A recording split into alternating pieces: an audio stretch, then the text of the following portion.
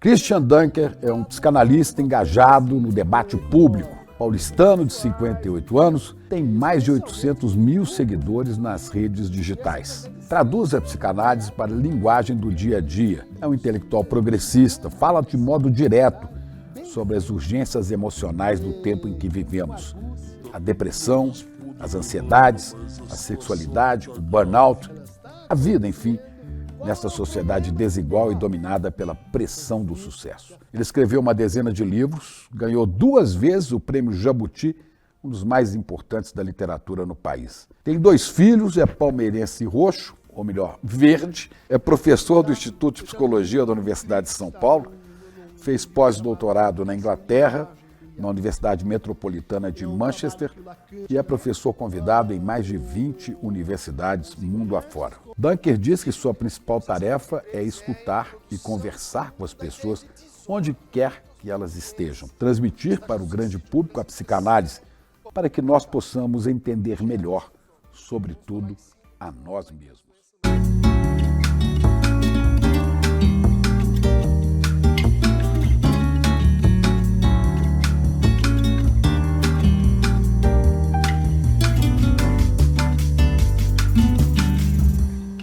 Então, o ICL hoje ajuda a gente a entender melhor quem somos, onde vivemos e o que está acontecendo ao redor. Olha, eu acho que está acontecendo coisa que nunca aconteceu. Para entender isso, só com a presença dele, Christian Dunker, como eu já apresentei aqui, esse grande psicanalista, figura muito agradável, a gente estava batendo papo aqui, e por isso tudo é um prazer enorme ter você aqui no ICL, viu, Christian? Prazer, uma honra máxima estar aqui com uma lenda viva do jornalismo brasileiro. Lenda é ruim. Não, lenda é bom, Nada. lenda transcende o epocal, assim. Vamos ver uma coisa. Eu estou no jornalismo, você está na psicanálise. Uhum. Por que você foi parar na psicanálise? Você pensava nisso quando era menino? Você é filho de alemães, né? Sou. E nasceu no Brasil, São Paulo? Nasci no Brasil, mas nunca tinha pensado nem em ser professor, apesar da minha família ter muitos professores, e muito menos psicanalista, porque psicanalista era uma coisa assim que precisava ter um certo dinheiro para fazer a formação e tempo e tal, e não tinha, né? Eu fui parar na psicanálise por uma decepção amorosa. Ah, é? É. Você falou, o trauma foi tão grande que ela me provocou que eu tenho que caçar um analista para me ajudar, foi isso? Foi isso. Foi isso mesmo? Foi isso mesmo. Mas antes eu tive uma ideia assim luminosa, né? Porque ela me deu fora e eu não conseguia elaborar e tal. Daí minha mãe pintava umas coisas, eu falei, agora eu vou sublimar isso aqui na tela. Minha mãe falou, tenta outra coisa, que isso aí não é para você. Daí eu cismei de correr a São Silvestre. E daí me inscrevi para São Silvestre, porque sabe aquela coisa assim de correr passa? Vou né? correr dela, né? eu vou me mexer que passa. Daí chegou, desci a Brigadeiro, na maior coragem, assim, chegou lá embaixo. Subida, né? Não, a hora que eu vi assim, consolação, aquela palavra me interpretou assim, consolação, não tem consolação. Porra nenhuma. Ninguém me consola. Ninguém me consola. Dali, depois da prova, alguém falou, Cris, para com essas coisas, vai fazer análise. E acabei num lacaniano. Quando eu vi, estava lá, deitado. As voltas com o tempo lógico. O tempo lógico de Lacan, coisa interessante. Mas o seu pai fazia o quê? Meu pai era engenheiro, né? Ele passou assim, a guerra na Alemanha, então tinha alterações profundas, né? Com comida, com assim, Terceira Guerra Mundial. Eu fui educado numa coisa meio germânica, meio prepare-se porque vai ter uma terceira, né? A gente está preparado. Estou preparado. E ela foi para engenharia, trabalhou muitos anos como engenheiro, né? E depois um dia deu a louca e resolveu montar um armazém no interior de Ilha Comprida, uma região que não tinha ninguém, uma ilha deserta, aquela Para vender para quem? Para vender para quem? E eu fiz essa pergunta para ele. Não tem ninguém, né? A ideia eu acho que era exatamente essa. Você não pensou nem em ser comerciante, nem em ser engenheiro, seguiu os passos do pai. Eu pensei em ser engenheiro, mas aí minhas aulas de matemática era um negócio sofrível. Até hoje eu não sei como é que eu passei naquele negócio tangente, secante. Eu passei, eu fiz engenharia civil, mas eu parei no último ano. Eu falei, se eu continuar, eu não vou ser jornalista nunca. E eu já fazia jornalismo. Tá. Você vai ficar me tentando, né? Jornalismo é um negócio que é difícil, você tem um emprego bom e tal. Uhum. E você já fazia o seu jornalismo, daí? Eu já fazia jornalismo, mas eu fazia escola de engenharia até o último ano. No último ano, na UFMG, eu caí fora. Senão ia virar. Falar tranca a matrícula, eu falei, não, vou embora, senão eu volto. Mas pensei nisso, você falou de engenheiro, normalmente a gente tenta seguir, né? Uhum. É um pouco assim, por desorientação, né? Meu pai ele tinha uma coisa assim de achar que o futuro estava nos computadores. Isso quando ninguém falava em computador. Então eu tive todos aqueles TK-85, as primeiras máquinas, né? E isso... Linguagem de COBOL. Isso. Então, e ele dava um negócio e falava assim, agora você se vira com a programação. Então tinha que achar os livros para descobrir como é que programava para brincar, né? Mas aí eram mais os brinquedos, né, do que a arte da engenharia. Enfim. Aí você foi fazer o curso de... Psicologia. Eu fiz psicologia. E naquela época a USP permitia que você fizesse ainda duas carreiras ao mesmo tempo. Então eu fiz psicologia de manhã e tarde e sociologia à noite. Não terminei, mas depois mudei para filosofia, também não terminei. Então fiz uma carreira... Você acabou misturando psicologia, psicanálise com sociologia, com filosofia, que está tudo interconectado, né? E essa é uma ideia, né, que a gente, eu digo assim, a geração, né, minha geração, quando entrou assim, para dar aula, a gente tinha esse sonho de... Um dia a gente já foi mais representativo, mais importante, inclusive, para o país. E nessa época era a Maria Antônia, onde então filosofia, psicologia e as ciências humanas estavam todas assim juntas, né? Então a ideia era a gente refazer um pouco esse percurso entre nossos alunos. Que muita gente acha que a psicanálise, enfim, a psicologia, ela cuida só das questões individuais de cada um. Uhum. Eu imagino que ela possa iluminar mais as relações interpessoais, o tempo em que se vive, a sociedade em que se vive. Eu tenho, inclusive, uma dificuldade isso, né? Definicional para descobrir o que são questões individuais. Então, falo de você, né? O cara começa a falar dos amores, o outro. Do trabalho, o outro. Da saúde, o médico. Das ancestrais, genealogia, os outros. A pessoa que chega e fala, consegue falar de si sem falar dos outros, esse tem um problema gravíssimo, né? Talvez inalcançável. E ao falar dos outros, aí você fala de si. Ele está falando de si e está falando do tempo em que está vivendo, né? Da ideologia em que está imerso, ou das ideologias. Né? Usando a linguagem que inocularam em você, que você não comprou, não escolheu na padaria, que veio de grátis para você, e de repente você se descobre sendo falado pela imprensa, pelo jornal, pela ideologia. E psicanálise, mas é teoria social crítica por outros meios. E há quem diga que o analista tem que ser um sujeito neutro. Eu acho que neutro é só shampoo para beber, mas tudo bem. É neutro. O psicanalista tem que ser um cara neutro, não pode ter um posicionamento ideológico, uma convicção. Né? O Freud comparava até a atitude, né? Ele dizia assim, tem que ser de uma neutralidade benevolente. O que quer dizer isso? Quer dizer que sou neutro, mas eu assim, tolero, eu sou consciencioso, parcimonioso com as mazelas dos outros, com os valores dos outros. E eu acho que era uma maneira de colocar, no fundo, que a gente precisa, de fato, de um distanciamento simbólico. Não? Você não vai analisar os outros, ou não vai ajudar que os outros se analisem por identificação. Faça como eu, faça como...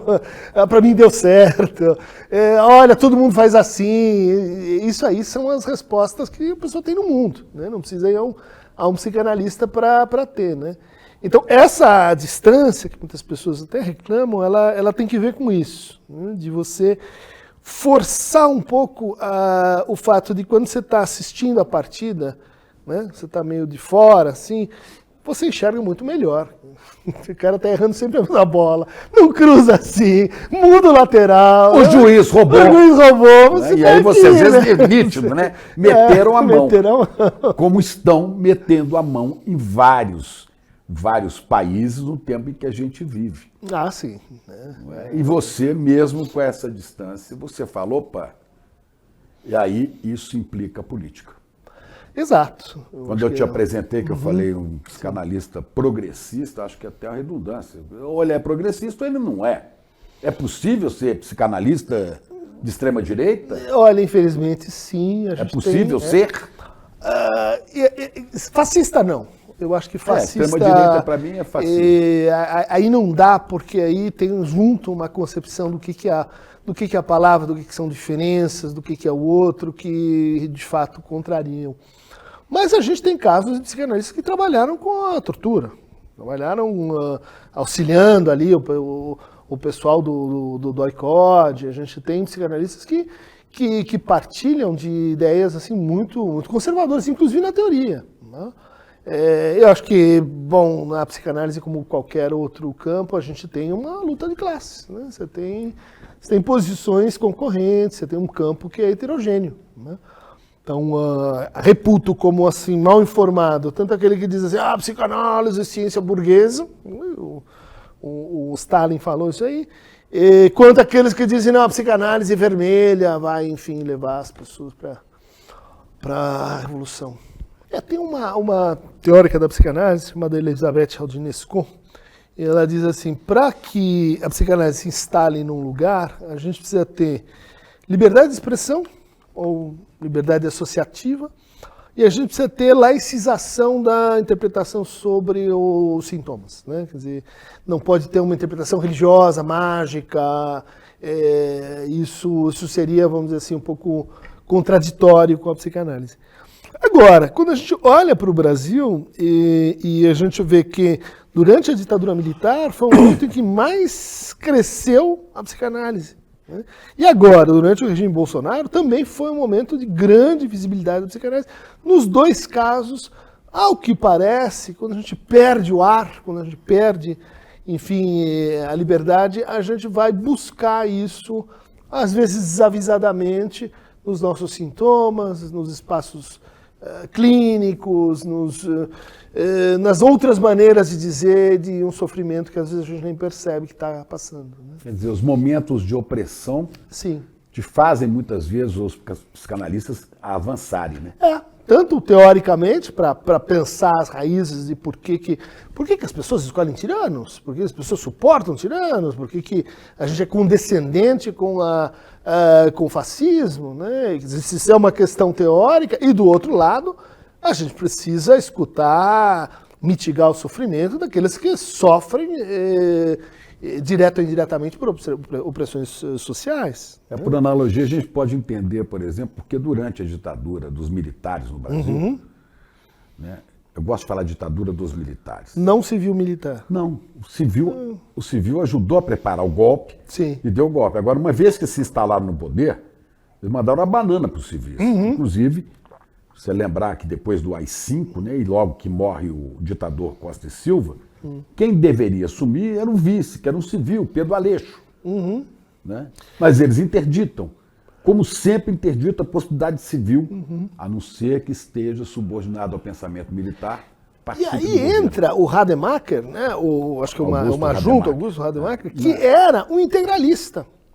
Não sei se você lembra disso. São vários. O que preparou o golpe, o general Olímpio Mourão Filho, era integralista, o Olímpio Mourão Filho, e em 36, 35, escreveu o Plano Cohen, falsificado, primeira grande fake news, para permitir ao Getúlio perseguir os comunistas.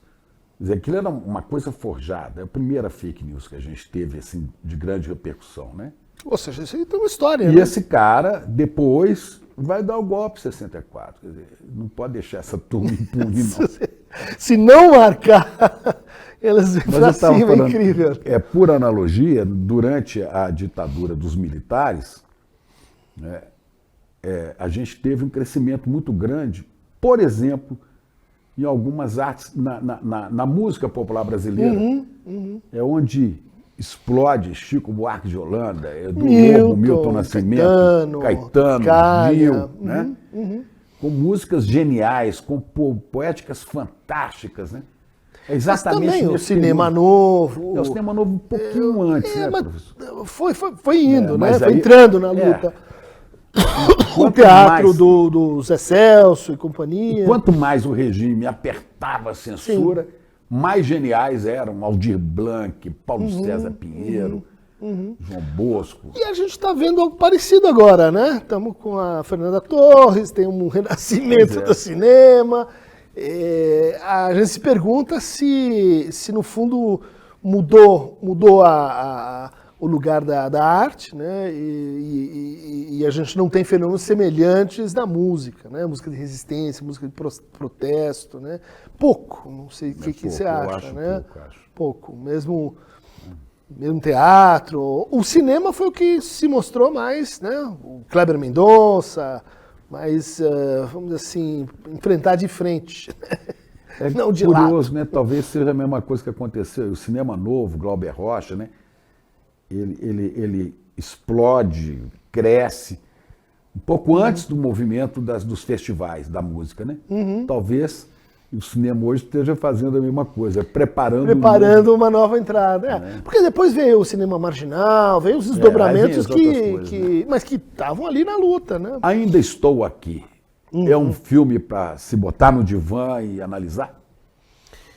Eu sei que você já falou sobre isso. Eu acho que sim, né? Um filme que tem ali uma montagem muito interessante, né? Porque no fundo ele se resume em um instante da desaparição, né? E que narra como a ausência ela tem uma força, né, de organizar e de desorganizar, ela tem uma força de fazer dizer, ela tem uma força de engendrar lutos e de transformar as pessoas. E, na verdade, o Rubens Paiva não se vai, ele ainda está aqui e nos obriga a pensar. Sim, né? sim. Eu tenho uma grande admiração pelo filme, mas eu acho que ele poderia ter explorado mais como cada um dos membros ali da família foi atravessando seu luto e dando destinos para essa ausência, né? Quando o pai morreu para cada um, né? Exata, essa pergunta que é feita ali, mas no filme ela não anda, né? Podia ter falado do percurso da Veroca, que se tornou uma grande professora do Instituto de Psicologia. Foi sua professora? Foi minha professora e uma das pioneiras da luta contra a AIDS. É a mais velha, né? É aquela que estava lá na Inglaterra, que volta, e que todo mundo diz, aqui, que é família burguesa e tal. A prova é que ela se transformou numa grande figura expressiva da esquerda, né? Eunice virou uma grande advogada, né? Sim. E eu acho que os outros também tiveram percursos assim de resistência, né? Eu vejo que esse filme faz muito pelos direitos civis no Brasil, né? A gente não conseguiu avançar na punição aos torturadores, aos gorilas da ditadura. Sim. E esse filme escancara, né? E traz para agora, para o tempo atual, um alerta. Olha o risco que nós estamos ainda correndo.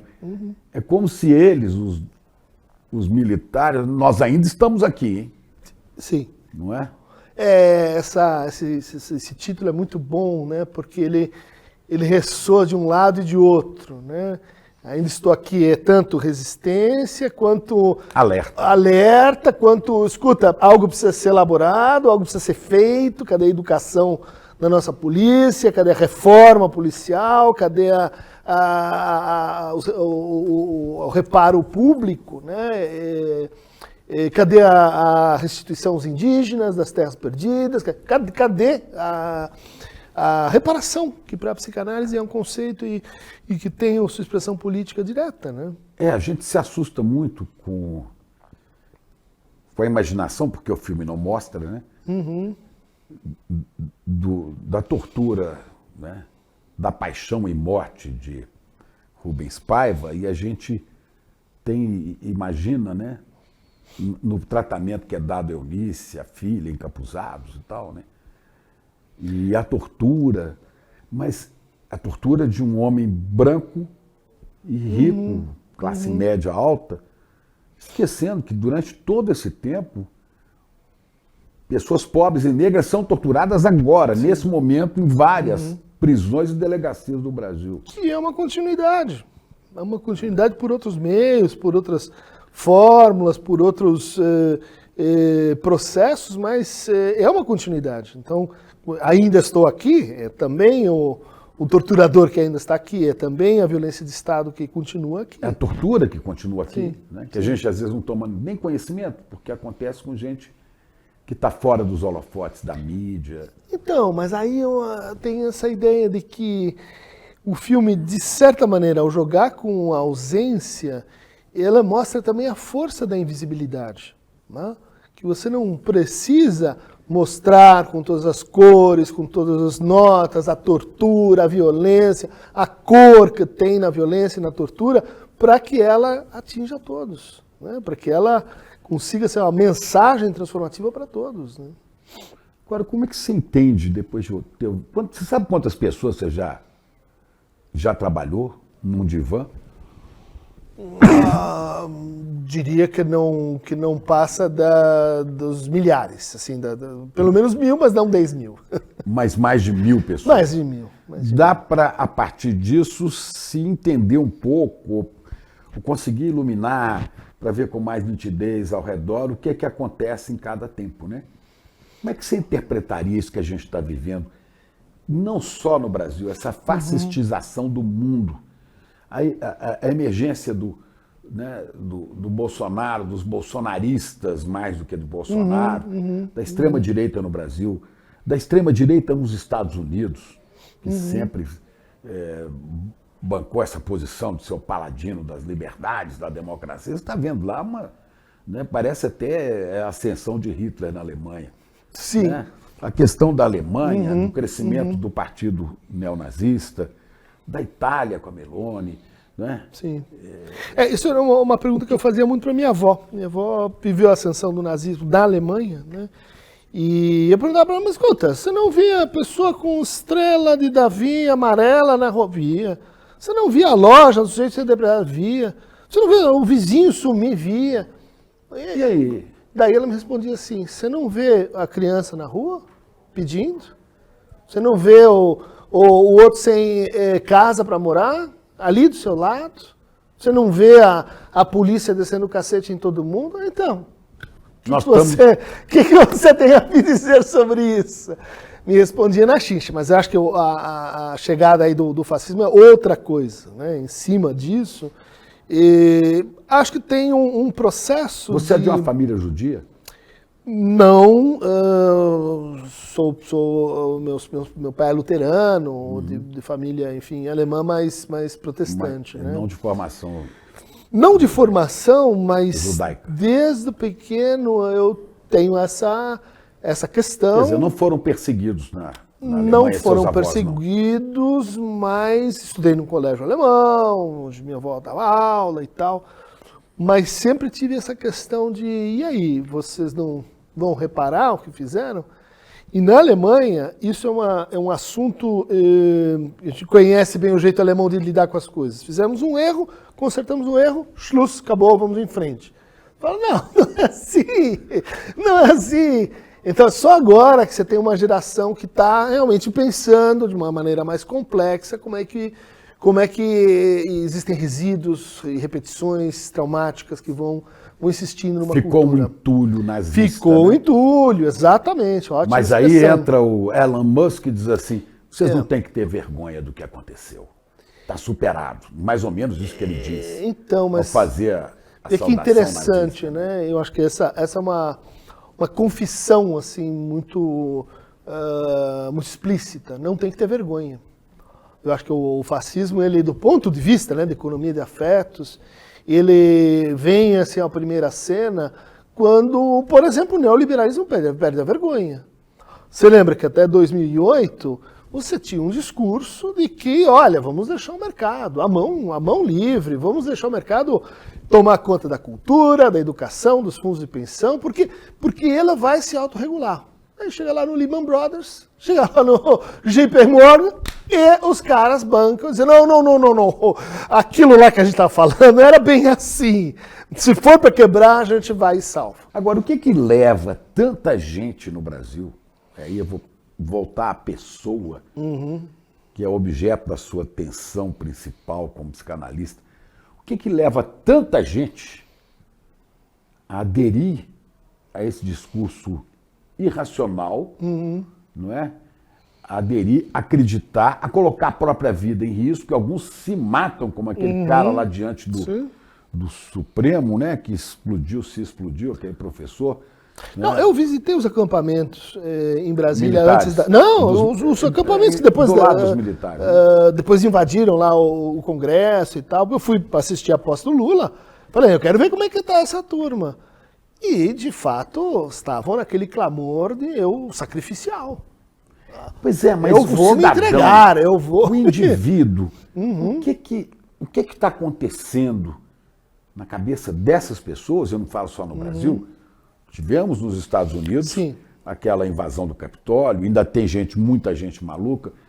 O que faz o ser humano se tornar isto? Quer dizer, perder a racionalidade, acreditar em contatos com discos voadores, cantar hino para pneu e negar vacina. Primeiro você tem um novo tipo de massa. Lembra as massas? As massas fora de controle, as massas regredidas, as massas que puxam o pior de cada um de nós. Tem outro tipo de massa, mas tem essa massa, só que na versão digital... Essa massa que ia ao Paulista, ouvia o pastor Malafaia e Bolsonaro, né? Essa massa é irracional. Isso não é Reich, é Adorno, é Freud, é Le Bon, isso tem uma tradição. Agora, é a massa. É o funcionamento de massa. Você pode estar sozinho lá no seu computador e estar funcionando com uma massa. Né? Mas eu pergunto individualmente, como é que esses cidadãos... É que individualmente você renuncia a si para funcionar em massa. Esse é um gesto que não é que aquela massa vai e te pega. Você dá esse passo. E você dá esse passo quando? Você acha que a sua vida é irrelevante. Você não faz diferença.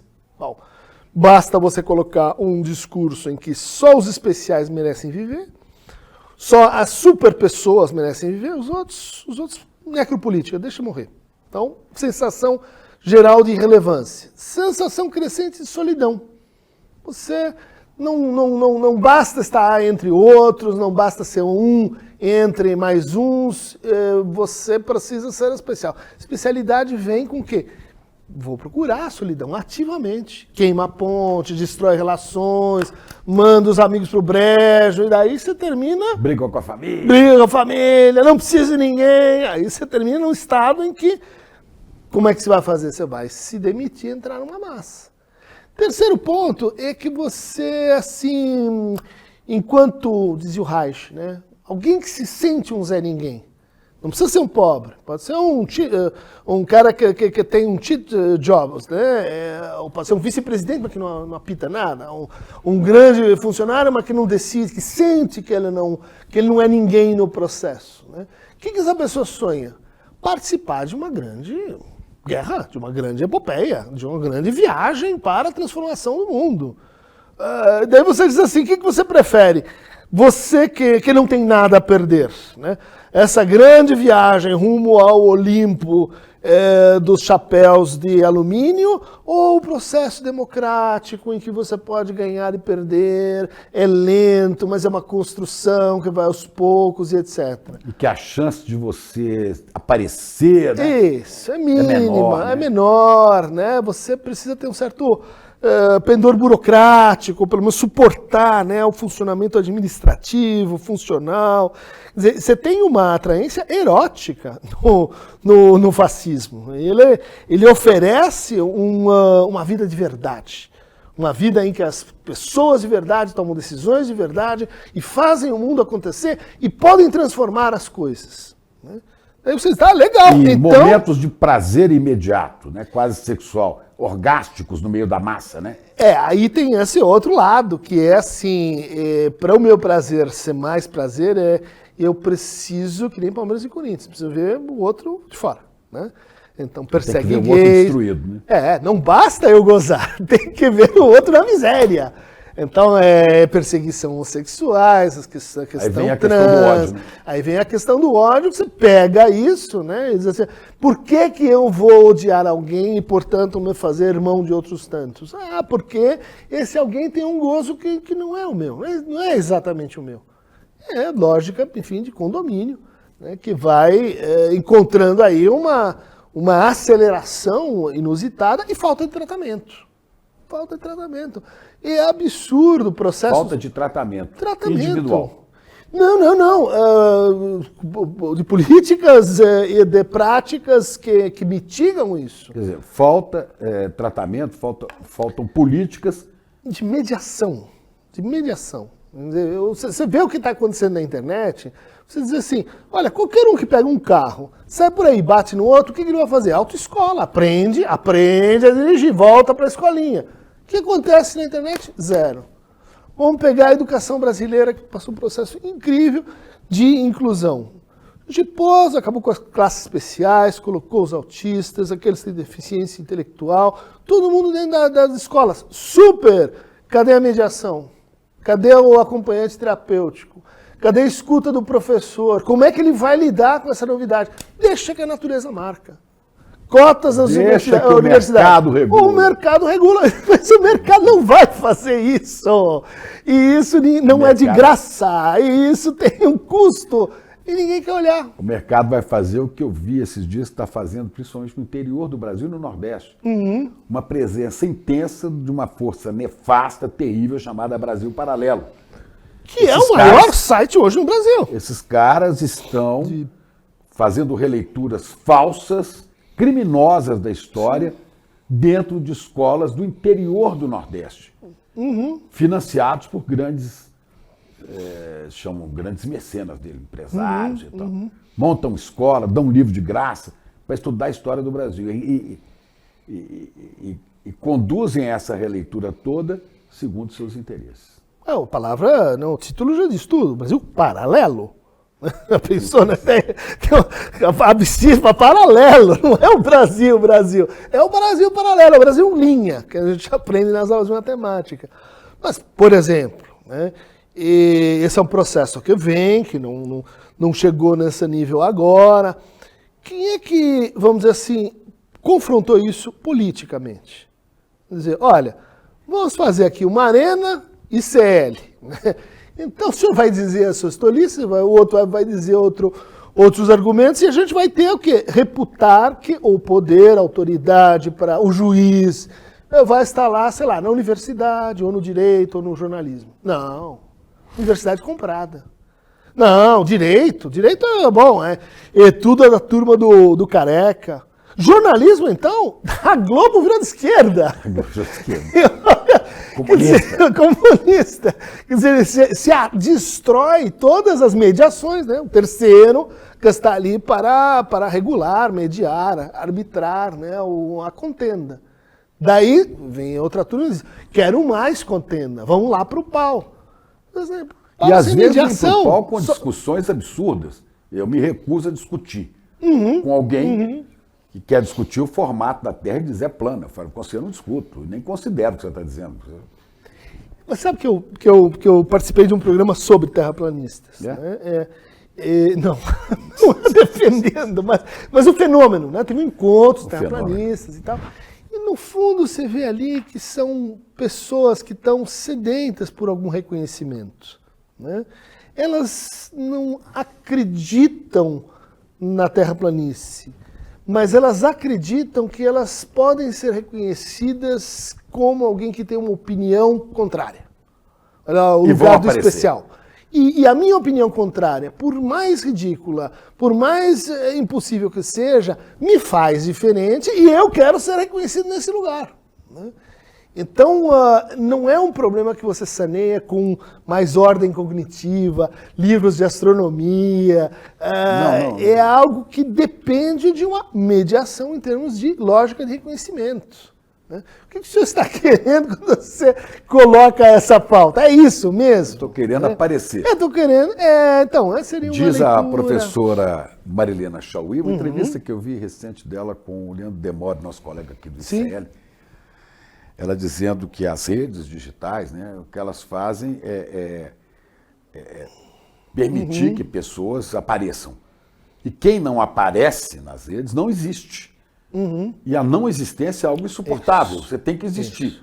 Para você existir, você tem que aparecer. Para aparecer, ou você aparece porque você tem um pensamento interessante, lógico, avançado, né? Ou você fala asneira. Só que aí, se você se diferencia nesse sentido, né? No sentido do jogador de futebol, do criador, da exceção, você faz parte da elite. A gente também não gosta da elite. A gente não quer elite. Então você cria uma espécie de impasse, porque as pessoas não admitem serem tratadas como ninguém, e não deveriam mesmo. E a alternativa que tem não é se tornar alguém, é se tornar um super alguém. Um Pablo Marçal. Um Pablo Marçal. Não é? Ou seguidor de Pablo Marçal. Exatamente. Então, está faltando um capítulo nessa novela, né? Você seguir pensamento, né, ou seguir alguém, ter alguém como um certo guia, né, seja um mentor, seja no campo espiritual, por exemplo, o Leonardo Boff, para falar de alguém progressista, né? Ou o Júlio Lancelotti. Ou o Júlio Lancelotti, ou na filosofia, ou a Marilena Chauí, né, ou o Noam Chomsky. Estudo exige estudo, aprofundamento e tal, e você não vai brilhar nas redes. Mas se você seguir o Pablo Marçal e fizer uma loucura, né? Sim. Aí você aparece nas redes. Apareço, logo existo. Uma coisa muito interessante sobre loucura, e que tem que ver com as coisas que a gente estuda, né? Entre elas o fato de que agora a gente tem uma verdadeira indústria dos diagnósticos. Né? Diagnósticos se multiplicaram exponencialmente desde 73, quando começa a primeira reforma, né? Que expurga o sofrimento em estrutura narrativa, começa a olhar para ele em estrutura de lista, né? De signos que você tem para ter um diagnóstico de depressão, ou de ansiedade e assim por diante. Ou de burnout, né? Ou de burnout, que foi também descrito pela primeira vez em 73. Né? Então, você tem um arco histórico em que a indústria, vamos dizer assim, dos diagnósticos, ela foi ganhando e extrapolando, né, o nosso cotidiano, a ponto de hoje dificilmente tem um paciente que não chega medicado. Né? A questão é que a pessoa toma a medicação, mas não resolve. Né? Ela dá aquela garibada, aquele martelinho de ouro, mas não vai indo em frente. Chutagem, mas o pneu continua. O pneu continua ali, né? meio que mancando. Né? A gente tem aí um processo muito curioso, porque você patologizou quase tudo, menos a imaginação. Como assim? Não tem nenhum quadro hoje, né, em que alguém possa estar enlouquecendo, como acontecia no século XVI, o Cervantes, o Dom Quixote, Hamlet, todos eles estavam loucos porque é imaginação demais. Né? Vai para a Lua, o Ariosto, o Orlando Furioso.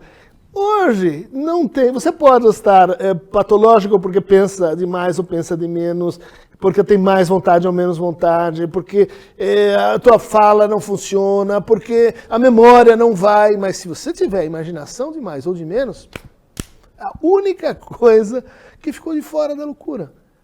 Então a gente inverteu o nosso parâmetro, e a pergunta é, mas então onde foi parar a loucura louca imaginativa?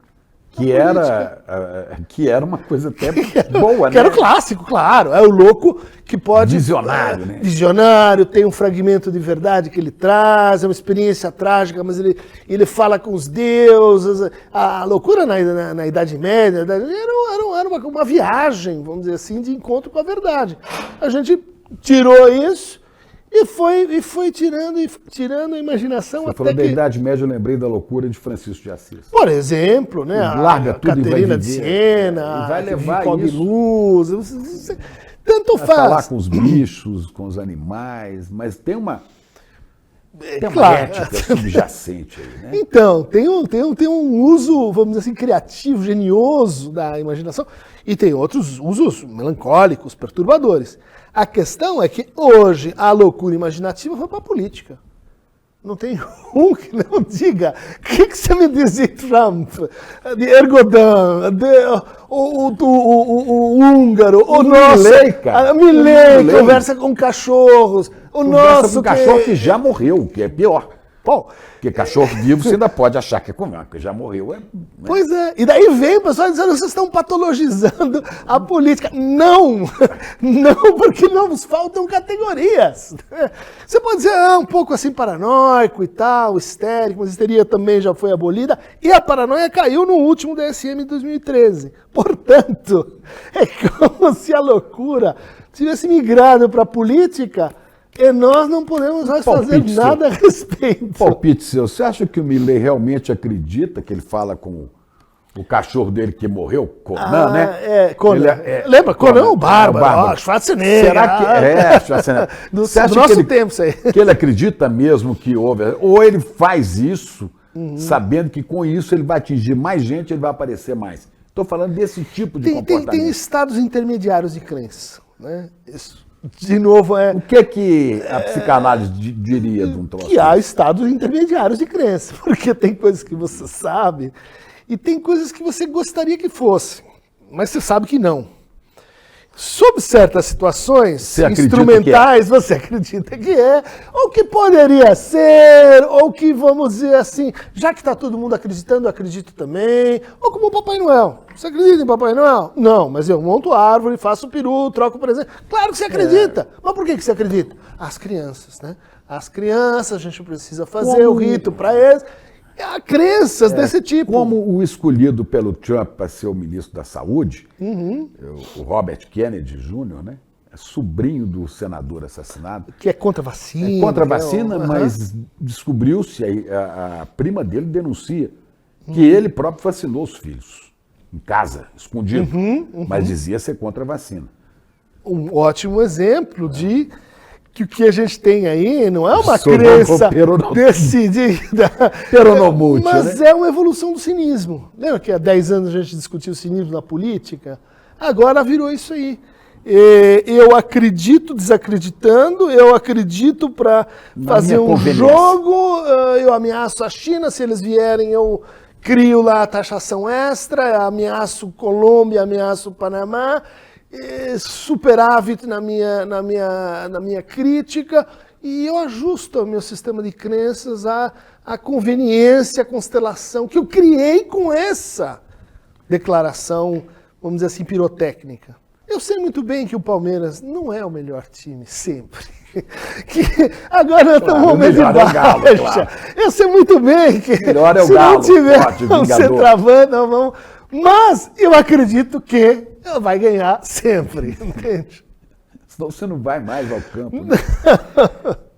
Agora, você acredita que isso que a gente vive hoje, toda essa coisa completamente louca de negação da realidade, de fake news, de retrocesso político, né, do ponto de vista da civilização, e seria possível estar acontecendo se a gente não tivesse a internet? Então, você tem neoliberalismo nesse estado patológico, vamos dizer assim. Você tem linguagem digital. Linguagem digital para o bem e para o mal, mas sem mediação da zica. Né? E o terceiro é, assim, modos de criação e transmissão do desejo, modos de crença, religiões, como a gente investe, por exemplo, na educação, o que são as crianças para nós, o registro, vamos dizer assim, do reconhecimento do desejo para cada um. E isso entrou do desejo. Essa é por onde a gente tenta resgatar as pessoas aí do poço, né? E o seu desejo, lembra? O seu. Não, um cheeseburger. Não, peraí, vamos tentar de novo. O seu, o que é que você quer aqui nessa... Não importa, eu quero sobreviver. Não, mas o seu, tem que ter algum... Não, eu me entrego às hordas e massas e vamos para a guerra porque eu não quero pensar nisso. Né? Não sei se eu confundo, ajudo ou atrapalho, porque eu não sou um conhecedor disso, né? O jornalista acaba sendo especialista em generalidades, fala de um monte de assunto que ele não conhece profundamente, mas intui, né? Em 1930, né, Freud escreveu O Mal-Estar na Civilização. Era mais ou menos uma antevisão do que a gente está vivendo, porque explica para mim o que é o mal-estar na civilização, segundo Freud. Aí é complicado. Sempre se dá uma aula, né? Não, é o texto mais lido dele, porque no fundo são vários desenvolvimentos, né? Tem um desenvolvimento sobre ética e felicidade, onde ele vai dizer ali quais são as técnicas que as pessoas usam para ser felizes. E a neurose é uma delas, e a psicose é outra delas, e a anestesia é outra delas. Bom, e o reconhecimento nas redes hoje é outra delas. É outra delas, exatamente. Né? Então você tem um capítulo muito importante, onde ele vai dizer assim, olha, tem algo que a gente precisa admitir, que, vamos dizer assim, está além do que a gente pode curar, que é o nosso incurável. A gente morre, envelhece, tem doença, a natureza pega. Enfim, é muito importante reconhecer esse limite. Finitude, entendeu? Você não vai viver 70 séculos, mas a gente perde isso de dimensão. E o terceiro capítulo vai dizer assim, olha, estar em sociedade implica renúncias e acordos. Só que os acordos que a gente faz, eles geram mais insatisfação. Porque a tal liberdade de expressão a que se refere a extrema-direita não é liberdade de expressão para você cometer crime, para agredir o outro, né? E aí você entra em choque com os limites impostos pelas instituições democráticas. No fundo, qualquer valor decente, qualquer valor acordado, qualquer valor consensuado, ele pode se transformar em instrumento de opressão e crueldade. Né? Esse Freud vai dizer, amigo, não confia tanto, às vezes elas vão continuar imperfeitas. Agora, por onde é que a coisa aperta? E ela diz, tem a pulsão de morte e tem a pulsão de vida. E nós estamos sujeitos a essa dupla exigência. Eros e Tânatos. Eros e Tânatos, isso. Quando é que dá zica? Não é quando a pulsão de morte vai lá e ganha. Ou quando como o pessoal fez aí, né? Falou quando estava o Bolsonaro no poder, a pulsão de morte chegou ao poder. Não é quando isso acontece, é quando elas se separam. É quando pulsão de morte é uma coisa, pulsão de vida é outra. Sabe quando o bem é o bem e o mal é o mal? Esse é o perigo. Em geral, elas andam misturadas e demandam esforços de recomposição, reajustes, manobras, vamos dizer assim, de conserto, mas não cura. Quando você reconhece que ninguém é totalmente bom, nem totalmente mal. Isso. Pessoas são uma mistura, eu sou bom e mal ao mesmo tempo. Né? Ou seja, você, o que está dizendo? Tratamento para idealização. Hoje, né, com linguagem digital, com retórica meritocrática, você tem níveis de idealização, parasitando educação de criança, carreira, expectativa de vida, que são criminosos. Né? Não, você acha que isso não tem consequência, mas isso tem consequência na moralidade das pessoas. O grande vilão de mal-estar é uma coisa chamada super-eu. E o super-eu é uma espécie de interiorização que a gente faz da lei, mas não é da lei do pai e da mãe, é da lei que você supõe que se aplica aos seus pais. A lei impessoal, vamos dizer assim. Que você cria a partir do seu avô, bisavô, que você interpreta. O que limita os seus pais? E você incorpora esse negócio e diz, isso aqui é a minha lei. O Freud vai lá e diz, a minha lei é uma zica. A minha lei é a bondade em nome da qual mais maldade se fez do que em nome da própria maldade. O super-eu é um glutão que fica pedindo de você mais e mais resposta à culpa, e quanto mais você se entrega à culpa, mais culpado você fica. O super-eu é aquilo que te dá superpoderes para ser cruel, superpoderes para ser cruel consigo mesmo, o seu eu masoquista. O super-eu, vamos dizer assim, é uma encrenca civilizatória, né? E ela exige um certo respeito, né? O que a gente tem é o super-eu no poder, latindo. Em várias partes do planeta, né? Pior que isso, não é Sim, só aqui, né? Sim. Uma coisa que ela dizia sobre o super-eu que dá assim a cereja no bolo. Ela diz, o super-eu, ele só pode ser enfrentado pelo humor. Melhor maneira de você domesticar o bicho. Rir é o melhor remédio. Rir, ironizar, tomar distância, meditar, enfim, não pegar o bicho de frente, né? O que a gente tem aí nessa companhia da loucura contemporânea? São todos comediantes. Lazarensky, inclusive, são protótipos, né, de comediantes. Então, o super-eu encarnou, ela puxou para si até o seu antídoto, que é o humor. Né? E nós perdemos o humor. Totalmente. Né, como capaz de relativizar tudo, perdemos isso para ser usado em mentes autoritárias e violentas. Né? Vai postar uma coisa do tipo assim, ó, tô na dúvida, ou vou fazer uma ironia, ou vou dizer uma coisa para falar outra. Tá morto. Essa linguagem não admite ambiguidade, que é o que trata o super-eu. O resultado, ela vai vir pegar você, amigo. Vamos fazer autocrítica. E aí vem também a esquerda dos purificadores de alma. Aleluia! Denunciadoras de que você rompeu a doença infantil do comunismo, que você não é revolucionário o suficiente, porque você andou com essa pessoa, porque você falou aquela outra coisa. É a mesma coisa. Nós nos tornamos... É sinal trocado. É sinal trocado, mas nós somos purificadores de almas. Onde já se viu? A esquerda, que tem esse passado. Mas a esquerda, muitas vezes, tem muita gente que não consegue encontrar o outro. Chegar perto do outro, ouvir o outro, né? Sim, porque... E aí ele é contaminado exatamente por quem? A diferença mínima, o Freud tinha uma teoria sobre isso, o narcisismo nas pequenas diferenças. Você não concorda com a tese 11, só com a tese 12. Ah, não, você é um traidor. E isso faz com que a esquerda se torne essa, vamos dizer assim, constelação improvável de forças que podiam ser diferentes, mas agir em conjunto. Né? A gente perdeu a capacidade de agir em cunha, né? De agir instrumentalmente.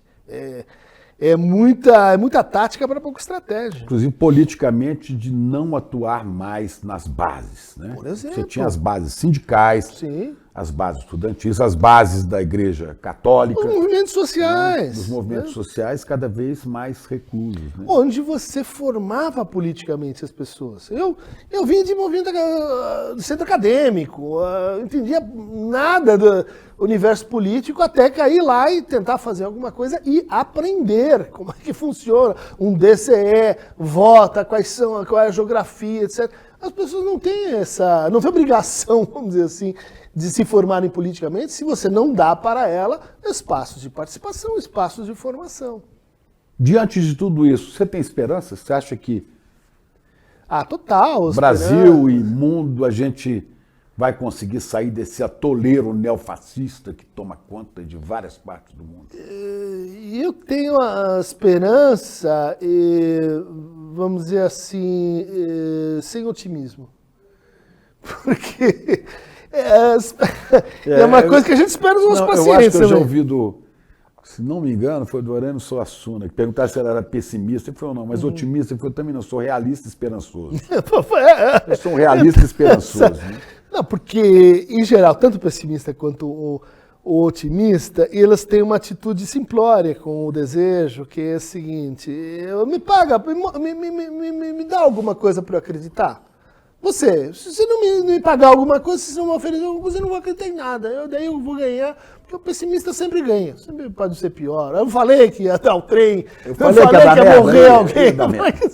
Ela sempre se safa. E o otimista está se chantageando, está se expondo a uma posição de extorsão, em que ele só autoriza querer alguma coisa se o outro garantir o desejo dele. Pape. Não. Qual que é a atitude do bom palmeirense, né? E ela deseja incondicionalmente. Ela acha que é assim que a gente vai, é assim que a gente quer, e vamos vencer a crise climática. Não precisa ter ninguém outro pagando para você se engajar nisso, né? Como disse lá a Madre Teresa de Calcutá, quando fez uma conferência na ONU, uma pessoa fala, eu vou salvar os órfãos que estão lá na Índia. Não, você deixa os órfãos da Índia em paz, venha porque você quer. Se for para salvar o outro, nós estaremos perdidos. E essa é a mensagem da psicanálise. Pois é, mas aí é um palmeirense falando, muito corintiano vai ouvir e falar, não, esse cara não está dizendo... É a mesma coisa, é tanto faz que eu seja no Palmeiras Atlético. Mas você então é um homem de esperança. Eu sou um homem de esperança, sim, e que eu sou conhecido por isso, uma pessoa assim meio alegre, às vezes bobo alegre também, mas eu tenho, de fato, assim... um certo sentido de contentamento e de agradecimento. A vida me deu... Sentido. Me deu muito mais do que eu esperava. Eu jamais imaginei que podia ser psicanalista. Professor da USP, então era... Graças à vida que me ha dado tanto. Deu demais. Eu consegui retribuir uma parte e estou aqui contente. E você se sente um pouco no dever de retribuir o que você ganhou aos demais. É só por isso que eu monto o canal, eu vou entrevista, escreve e tal. É esse sentido que eu escrevo sobre isso. Tem que ter um sentido, né? Esse é outro ponto. Desse jeito tem que ter um sentido, né? Porque, vamos dizer assim, ela tem que ter um sentido, mas você não precisa saber qual é. Você não precisa... Estava escrito nas estrelas? Não, o sentido ele é dado meio pragmaticamente. A cada dia, a cada passo. Porque você põe a coisa na cartola, você tira ali lá. Você cria ele para depois poder dizer estava lá desde o começo, né? Mas você só pode dizer isso depois. Você não pode dizer isso antes. Quiser dizer isso antes, está querendo que senta no colo do papo. Você está querendo doutrinar. Está querendo que diga para mim que vai terminar tudo bem, vai. Não vai terminar tudo bem só porque a gente acha que vai terminar tudo bem. Tem que fazer outra coisa, né? Tem que ser eu sempre falo do esperançar do Paulo Freire, né? Tem que ser o esperança de quem procura construir isso, né? Que é uma coisa que a gente chama às vezes de engajamento, né? Às vezes de... A gente estava falando, por exemplo, um certo compromisso com o passado, né? O engajamento, você diz assim, mas de onde vem a força? Está devendo. Eu já vi aquilo, né? Eu já vi aquilo, não quero que aconteça de novo. Está em aberto, precisa pagar a conta, tem a dívida simbólica. Então, vamos lá. Um pouco como eu estava falando sobre a minha própria trajetória, né? Cada um tem uma dívida simbólica com os que nos antecederam. Seus pais, sua classe, sua família, sei lá, seu estado, seu governo. E o que você faz com isso? Não, depois uma hora eu vejo. Quando me aposentar, eu pago. Tem que ser sempre. Tem que ser sempre, não vai ser, né? Christian, muito obrigado. Dentro do tempo lógico que você gosta de Lacan. Você também gosta de Lacan, que eu sei, que já me contou deu uma aqui. Hora, né?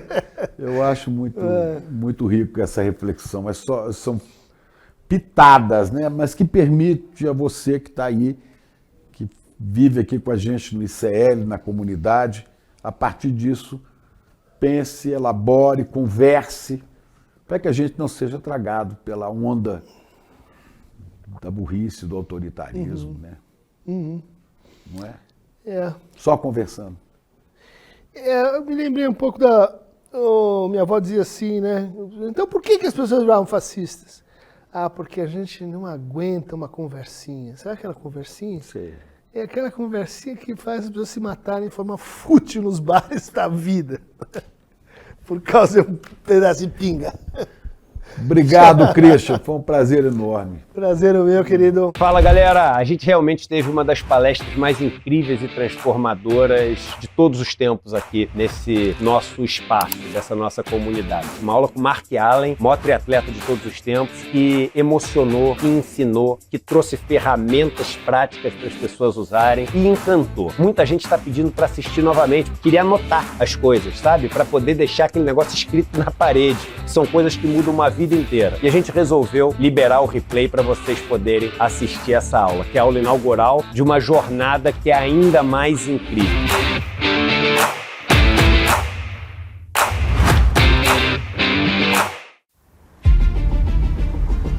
Você pode ir para qualquer país e fazer qualquer tipo de documentário. Cheguei a Havana, o Fidel me chamou no gabinete dele e se virou e falou assim: o que você quer me perguntar? Essas são imagens inéditas e históricas. Disputar la subjetividad, comprender que las relaciones pueden ser realmente distintas.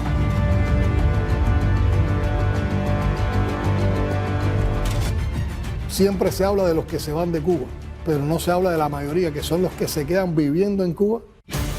Pues nosotros tenemos una cultura de la resistencia y de la emancipación, pero hemos generado una cultura de la solidaridad. ¡Patria o muerte! El verdadero revolucionario tiene que tener una gran capacidad para amar, porque si no tienes esa capacidad para amar, tú no puedes entregar tu vida a una causa. Un 30% de las medidas que Estados Unidos impone a Cuba se le impone a cualquier país latinoamericano y no hay gobierno que aguante.